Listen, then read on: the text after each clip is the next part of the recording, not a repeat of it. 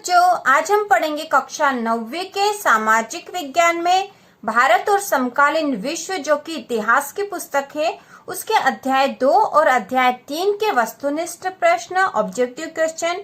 क्योंकि इतिहास में से केवल 2 पाठ, अध्याय 2 और अध्याय 3 में से ही ऑब्जेक्टिव क्वेश्चन आने वाले हैं। तो चलिए शुरू करते हैं। अध्याय 2 जो कि यूरोप में समाजवाद और रूसी क्रांति है, इसमें से 2 नंबर के ऑब्जेक्टिव क्वेश्चन, वस्तुनिष्ठ प्रश्न एग्जाम में आने वाले हैं और अध्याय 3 में से भी 2 नंबर के ही ऑब्जेक्टिव क्वेश्चन आएंगे। तो इन दोनों की हम तैयारी कर लेते हैं और ये आपके प्रश्न बैंक जो कि बोर्ड द्वारा जारी की गई है, इसमें से बताए जा रहे हैं, जो कि बहुत अधिक महत्वपूर्ण है और इसी में से प्रश्न आपके एग्जाम में आएंगे। ठीक है, तो प्रश्न जो पहला है, सही विकल्प चुनकर लिखिए।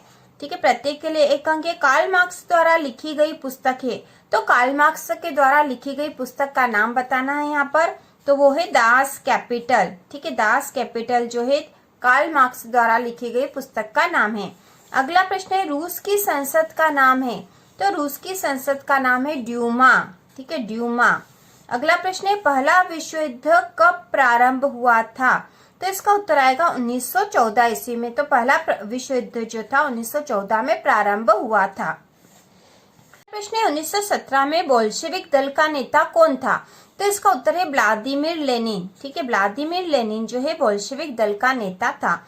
अगला प्रश्न है, रूस की क्रांति कब हुई, तो रूस की क्रांति जो है 1917 में हुई थी। ठीक है, रूस की क्रांति 1917 में हुई थी। अब अगला प्रश्न है, रिक्त स्थान की पूर्ति कीजिए। तो इसमें पहला है, 1914 में रूस पर का शासन था, तो किसका शासन था, तो 1914 में रूस पर जार निकोलस द्वितीय। ठीक है, जार निकोलस द्वितीय का शासन था। रूस में संपन्न किसानों को कहा जाता था, तो रूस में संपन्न किसानों को कुलक कहा जाता था। ठीक है, कुलक कहा जाता था। अगला है, यूरोप में समाज के पुनर्गठन को बढ़ावा विचारधारा ने दिया, तो यूरोप में समाज के पुनर्गठन को बढ़ावा किस विचारधारा ने दिया था, तो इसका उत्तर होगा समाजवादी विचारधारा ने। ठीक है, समाजवादी विचारधारा ने। अगला प्रश्न है, शाही रूसी सेना को कहा जाता था, तो शाही रूसी सेना को रूसी स्टीम रोलर कहा जाता था।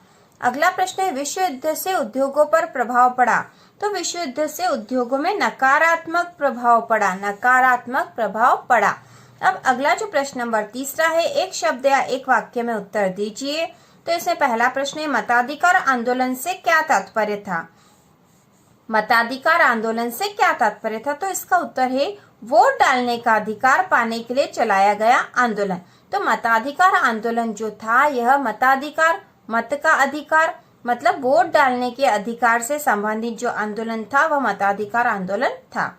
1905 की रूस की क्रांति की शुरुआत किस घटना से हुई, तो इसका उत्तर है खूनी रविवार से। 1905 की रूस की क्रांति की शुरुआत खूनी रविवार से हुई थी।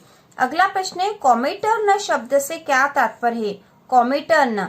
ठीक है, तो कॉमिटर्न शब्द से तात्पर्य था कम्युनिस्ट पार्टियों की अंतर्राष्ट्रीय संस्था।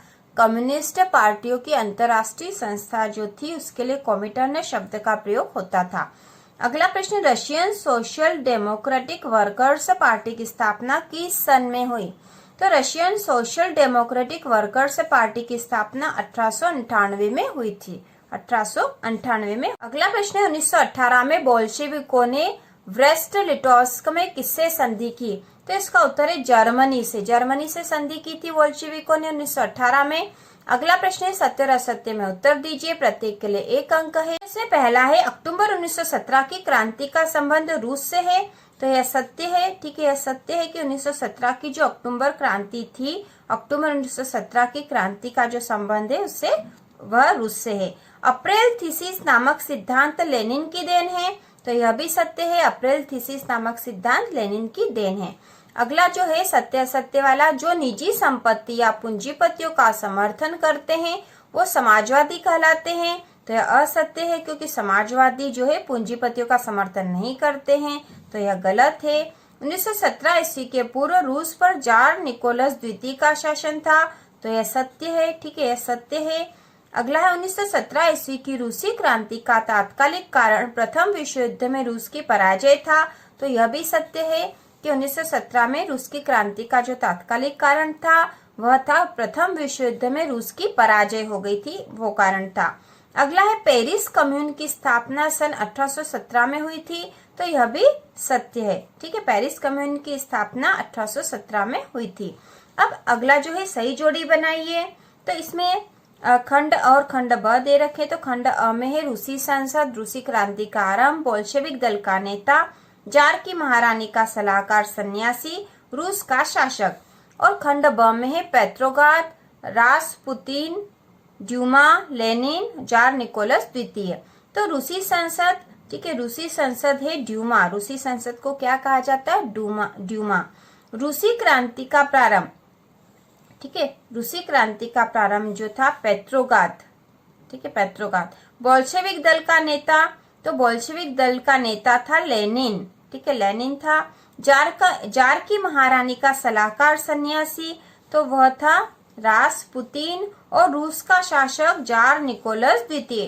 तो इस प्रकार अध्याय 2 जो कि आपके इतिहास की पुस्तक से इसके सारे वस्तुनिष्ठ प्रश्न हो चुके हैं, जो कि 2 अंक के हैं। और इसी तरह के और वीडियो देखने के लिए चैनल को सब्सक्राइब कीजिए।